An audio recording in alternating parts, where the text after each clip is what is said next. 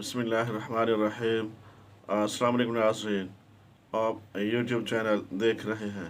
मैं हूं एडवोकेट गुलाम यासिर खान लेगारी।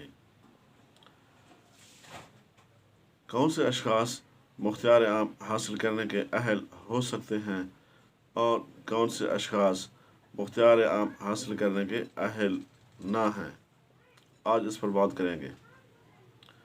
सबसे पहले देखते हैं, जो फरीक प्रॉपर्टी का मालिक है उसकी प्रॉपर्टी प्लाट, मकान, दुकान हो सकता है, ज़राई अराज़ी हो सकती है।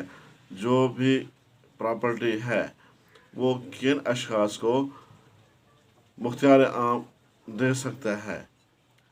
सबसे पहले देखेंगे, वो तमाम अशख़ास जो ब्लड रिलेशन में आते हैं वो मुख्तियार आम हासिल करने के अहल हैं।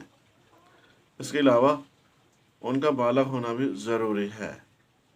नाबालग अफराद मुख्तियार आम हासिल करने के अहल नहीं होते और ना ही वो कोई मुआहदा करने के अहल हैं। अब आते हैं वो फरीकैन जो मुख्तियार आम हासिल नहीं कर सकते। ब्लड रिलेशन के अलावा तमाम फरीकैन मुख्तियार आम हासिल करने के अहल न हैं, लेकिन दूसरे लफ्ज़ों में वो अहल हो सकते हैं, लेकिन उन्हें इजाफी फ़ीस पे करनी पड़ेगी। अब फ़र्ज़ करें एक पार्टी मुख्तियार आम दे रही है और जिस पार्टी को मुख्तियार आम दिया जा रहा है वो ब्लड रिलेशन में नहीं आता। ऐसी सूरत में प्रॉपर्टी की मालियत का तयन किया जाएगा। फ़र्ज़ करें प्रॉपर्टी की मालियत 30 लाख रुपए है। अब उस 30 लाख पर हमें 2% इजाफी पे करना पड़ेगा, यानी कि 60,000 रुपये इजाफी पे करके 1225 रुपये का स्टाम्प पेपर मुख्तियार आम हासिल करके सब रजिस्ट्रार ऑफिस में रजिस्टर करा सकते हैं। अब मसला ये है, जो अशख़ास मुख्तियार आम देना चाहते हैं उन्हें चाहिए कि वो मुख्तियार आम देते वक्त ब्लड रिलेशन का ख़ास ख्याल रखें।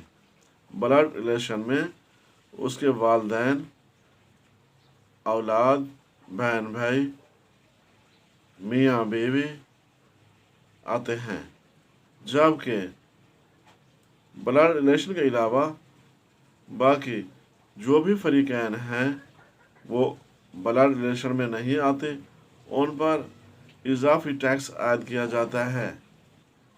इसलिए दोस्तों को चाहिए, जब भी वो मुख्तियार आम देना चाहें, सबसे पहले अपना ब्लड रिलेशन ढूंढें, वालिदैन को दें, वालिद साहब को दें, वालदा साहबा को दें, भाई को दें, बहन को दें, औलाद को दें। अगर ये फरीक दस्तयाब नहीं होते या मसरूफियत की वजह से इन्हें नहीं दे सकते, तो तब आप किसी भी शख्स को मुख्तियार आम के अख्तियारात दे सकते हैं, लेकिन उन पर इजाफी टैक्स आयद होता है जो आपको पे करना पड़ेगा। तब तक के लिए इतना ही काफ़ी। मिलते हैं अगले वीडियो में। अल्लाह हाफिज़।